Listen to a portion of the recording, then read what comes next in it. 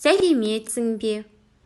Алдымен дәптерге бүгінгі күннің жадын және сабақтың тақырыбын жаз. Бүгін сәуірдің 27-сі. Сынып жұмысы. Сенбі күні сабақ аз. Бүгінгі сабақтың жаңа сөзін қайтала. Ертең, завтра. Ертең, завтра. Тыңда және оқы. Бүгін сенбі, ертең жексенбі. Әлібек саябаққа барады. Әнел ата-анасымен хайуанаттар бағына барады. Анна тауға шығады. Саша достарымен ойнайды. Бүгін сенбі, ертең жексенбі.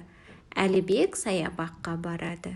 Әнел ата-анасымен хайуанаттар бағына барады. Анна тауға шығады. Саша достарымен ойнайды. Бүгінгі сабақтың бірінші тапсырмасы. Әр қатардағы артық сөзді тауып, неге артық екенін түсіндір. Бірінші қатарды бірге қарайық. Қалам, дәптер, күнделік, сейсенбі, кітап. Бірінші қатардағы артық сөз сейсенбі. Неге артық?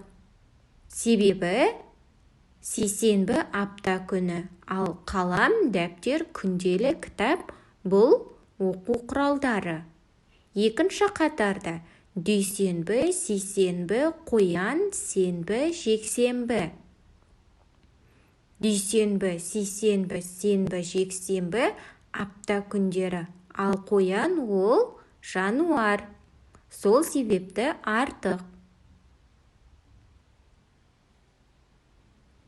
Келесі екінші тапсырма.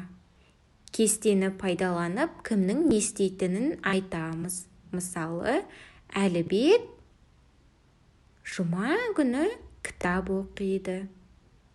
Анна сәрсенбі күні қуыршақ ойнайды.